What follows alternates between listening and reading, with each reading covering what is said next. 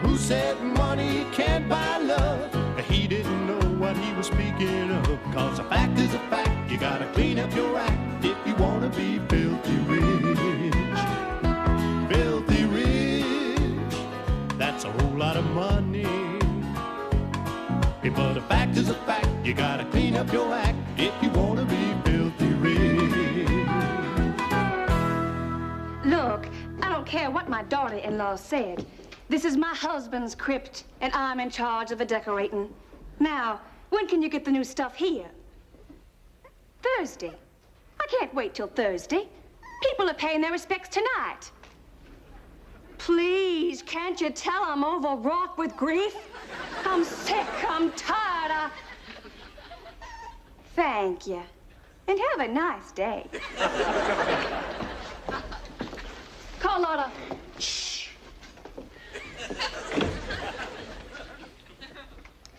Carlotta, who do you think you are tampering with my decorating theme? Kathleen, dear, I know that impeccable taste is not your strong suit, so trust me when I tell you that cheap Mexican mosaics are entirely inappropriate as tomb decor, unless, of course, one happens to be an Aztec. For your information, Big Guy and I bought these on our honeymoon in Acapulco. They happen to have great sentimental value. Oh, yes, the honeymoon. It must have been so romantic. Waves crashing to shore. Kathleen on the balcony sipping margaritas. Peasant blouse cocked just so. And Daddy gasping for air in his oxygen tent. Y'all can snipe at me all you want, but just remember, you'll never cheat me out of my inheritance. Why, Kathleen, why would we want to do that? After all, you gave Daddy 10 of the best months of your life. Certainly ought to be worth 30 or 40 million. You better watch how you talk to me. After all, I'm still Big Guy's wife. Second wife. Not to mention your mother-in-law. Stepmother-in-law. So don't you think for 1 minute, just because Big Guy's gone, that you and your wimpy husband can squeeze me out of here and off the Memphis Society pages. Because if you try, you'll find that Big Guy isn't the only dead body you'll have to tromp over. Kathleen, I was under the impression we had settled this, but perhaps I should remind you again that even though your somewhat questionable feminine charms managed to muddle the thinking of a lecherous and misguided old man, that man is dead now. And unfortunately, being Miss Mississippi and third runner-up to Miss America isn't worth a bucket of spit in this family, so I suggest you stuff your little Mary Ann Mobley act into a headbox and hit the road. At Toad Hall, there is room for only one reigning queen. And I'm your slave. Hi, everybody. Stanley, thank goodness you're here. Marshall and this beast woman are ganging up on me. Who are these people? Oh, this is Wild Bill Westchester and his lovely and whimsical wife, Bootsy. This is my stepmother, Kathleen. We just call her Mom. Hi, Mom. This is my brother, Marshall, and his enchanting wife, Carlotta. Hi. Hi, y'all. Oh, sorry,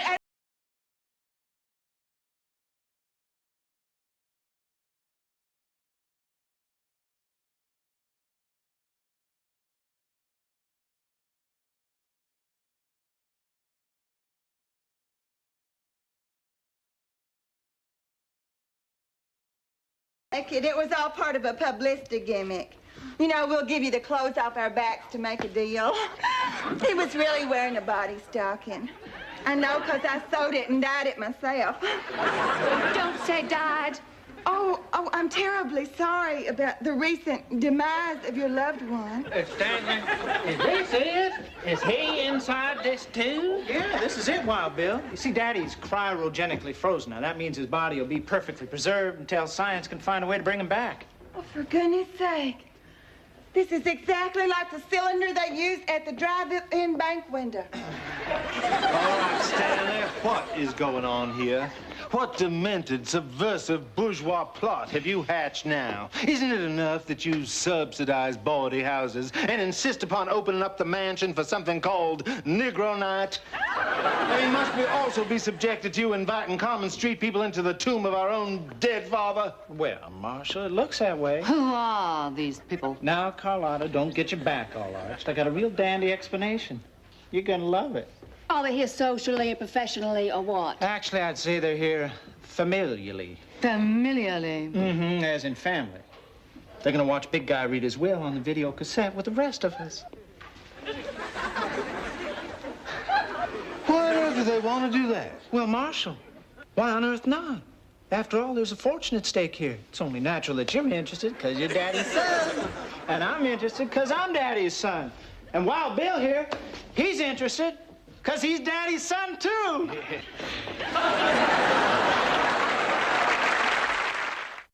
As Big Guy's attorney, it warms my heart to see that his death has brought this family closer together. Now, if you're all ready, we'll run the first tape. How you doing, buckaroos? Well, sir, this will be the first installment of my will, taken from hundreds of tapes which I'm recording prior to my death. I hope that they'll be of some guidance to you in the years to come, although I'm sure that at least 3 of you are too pig-headed and stupid to pay any attention. Anyway, I've instructed my attorney, George Wilhart, to have my illegitimate son, Wild Bill Westchester, present for this, the rendering of my will. And I assume that you're listening to me now, Wild Bill. Yes, sir.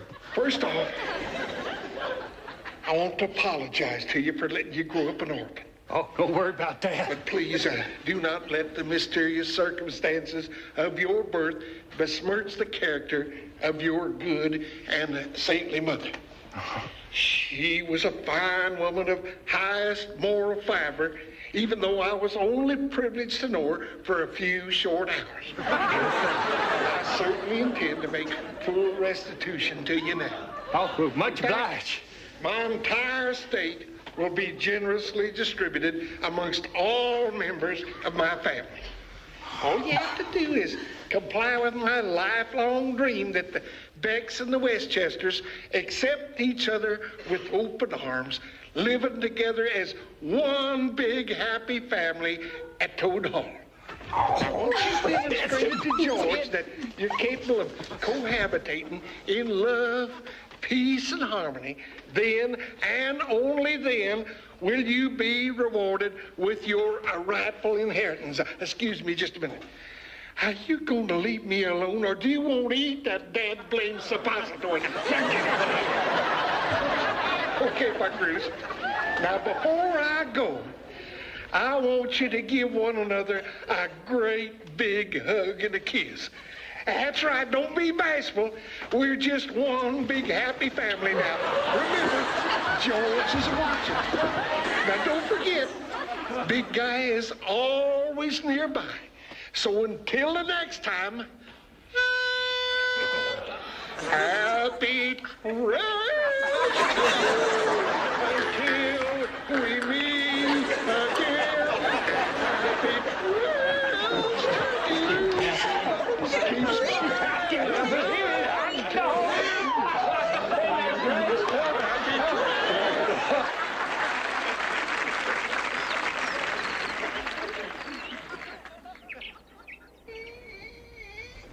Uh-huh. Uh-huh. Look, I don't care if it's telethon for gum disease, just as long as I'm chairperson and the press shows up. Carlotta, what are you trying to pull? I just found out you've tied up the opera box and the symphony for the entire season. Just where did you think I was going to sit?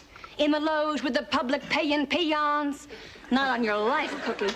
I worked too hard to get where I am. Yeah, pulled yourself up by your bra straps. Kathleen, before you proceed with another of your sophomoric snit fits, you should know I tied up all the family boxes so the Westchesters can't sit in them.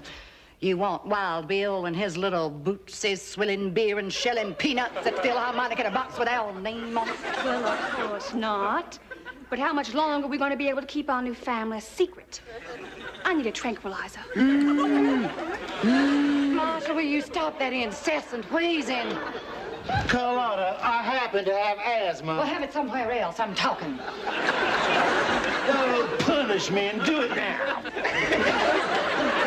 I just don't understand how Big Guy could do this to us.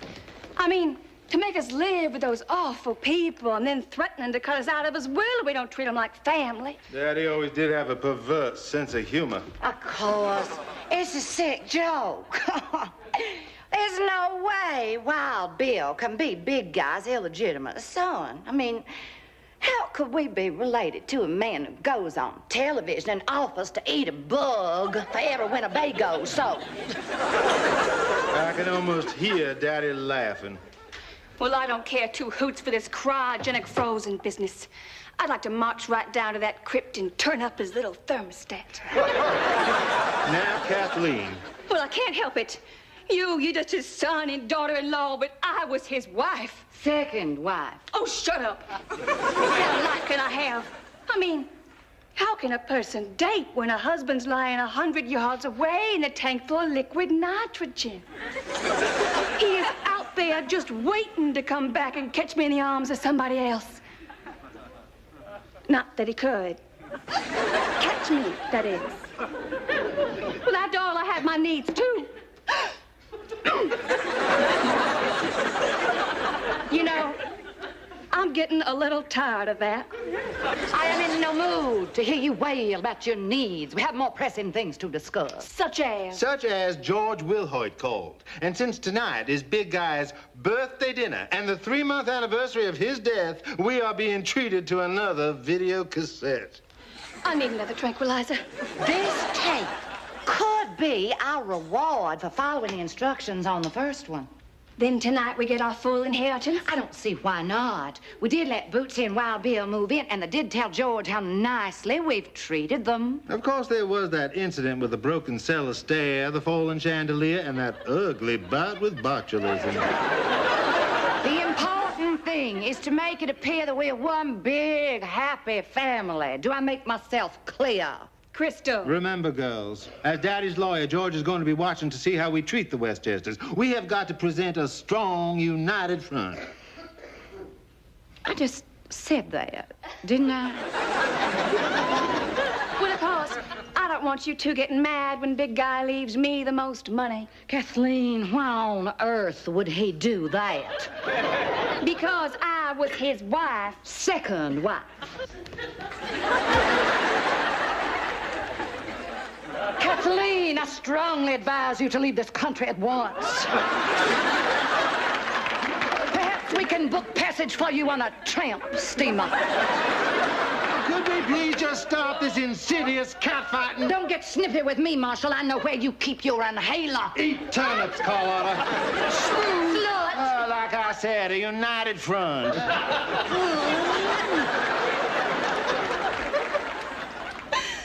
Sure are a funny family. Say, it's none of my business, but do you realize that you drink Dr. Pepper for breakfast, lunch, and dinner? Yeah, I'm addicted. Started when I was 17 because it was so misunderstood. Guess I kind of identified with it. Oh, good, Hunter. Oh, Bill, you okay? Quick. Somebody left a roller skate at the top of the stairs. That's too bad. Come sit down, I'll get you some juice.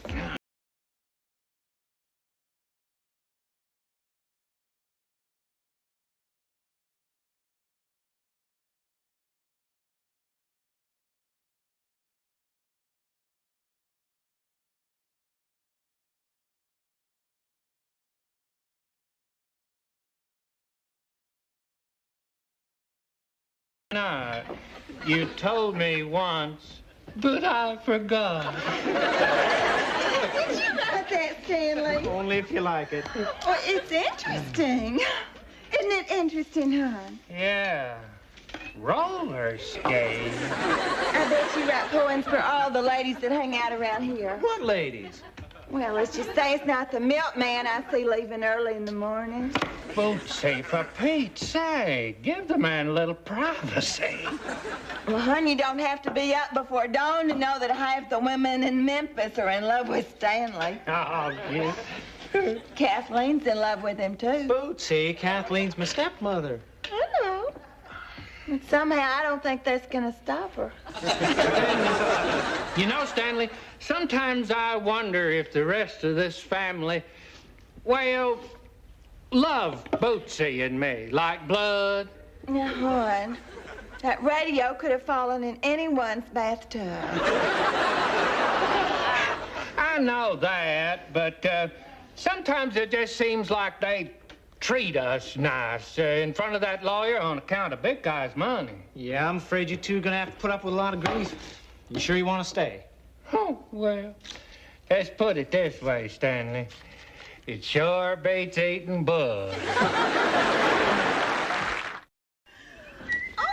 Had the best time shopping. I never seen so many beautiful things. Look at that Stanley showing off. Naughty pancakes. I've never been to a social event yet that he doesn't dance with every fat servant in the room. Kitchen cabinets when we're already moved into Toad Hall. Next thing I know, we're standing right in the middle of Music City. And I'm holding 6 boxes filled with country western albums.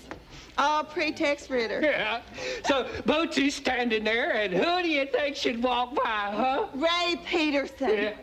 We met him once at a motor lodge in Florida, right after he recorded Tell Laura I love her. She really belted, can't she? Hey, Good God. it wasn't a motor lodge, hon, you know. It was the, Whatever. I'd have recognized him anyway. He looked just the same. Except he had some little tiny lines right here. And right here. And right here. And, well, I guess maybe it's a little paunchier. Beg of you, Marshal. Shoot me now. Well, tonight's the night, right, George? I told you, Marshal, you're going to have to wait for the tape. How are your crops coming on? Oh, beans have just been a booger this year. And the okra... The important thing is, George, we need to get this inheritance settled. As you can plainly see, everyone gets along famously. That was Big Guy's wish, and I just can't imagine any two families being closer. The Westchesters are just like our own flesh and blood. Carlotta, according to Big Guy, they are your own flesh and blood. Yes, first it was difficult to believe that I could be related even by marriage to a woman who thinks the pinnacle of good taste is owning a rug with Elvis Presley's face on it. Now that I've gotten to know her, well, we're just like sisters.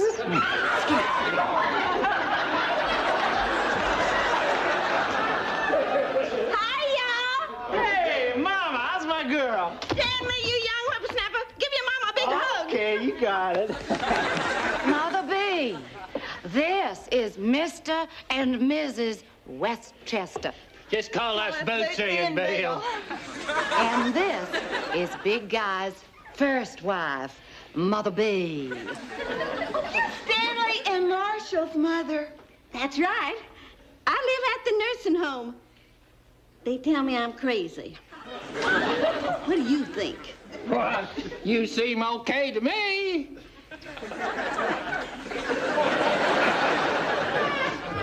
These people are holding me hostage. Why don't you give this note to the police?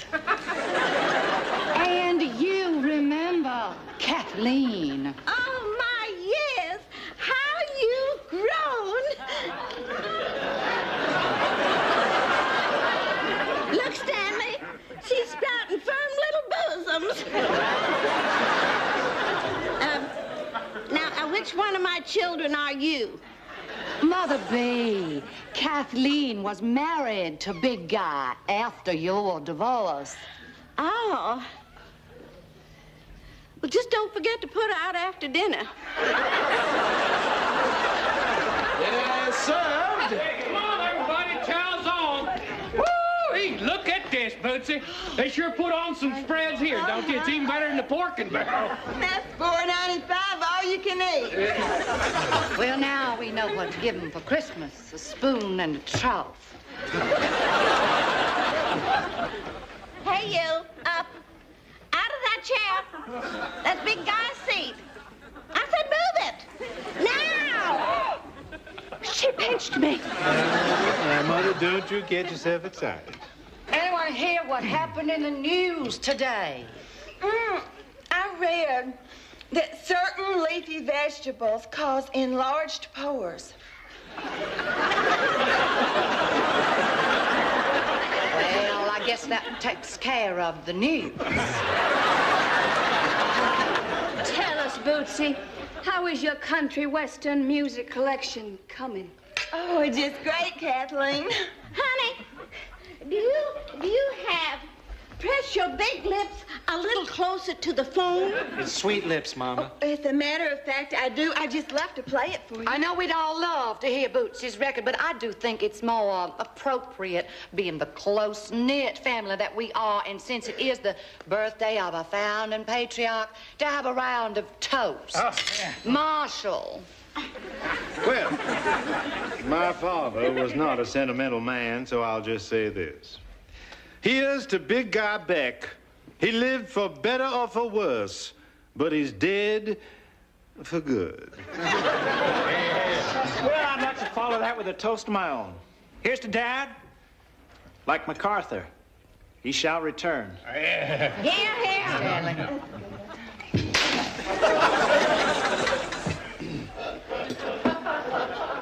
Stanley, being a gentleman, I would have thought you might toast the ladies present. Why, certainly, Kathleen. Who's the loveliest? Who's the fairest of the fair? I don't know, and I don't care. Really, Stanley, who ever heard of toasting with a soft drink? Great call out, I drink this because I'm proud. I'm a pepper.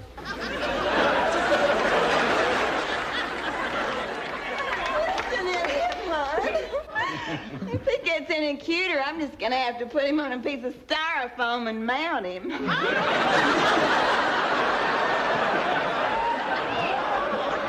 Bootsy, do you know spread your tiny things and fly away? It's wings.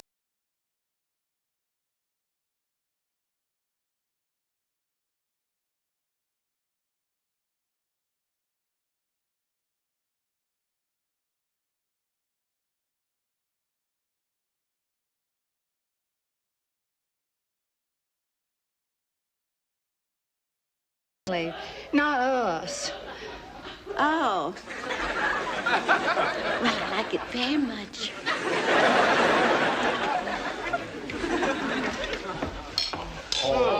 Here we are. Happy birthday to you. Happy birthday to you. Happy birthday, dear big guy. Happy birthday to you. Okay, everybody. Rub my bottom and make a wish.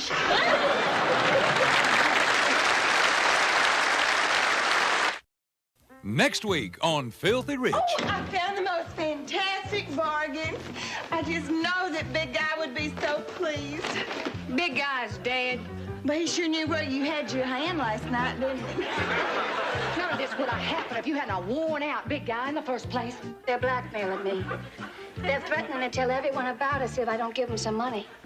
Well, there's nothing to tell. I know. That's why they're going to make it up. This story needs a lot of work.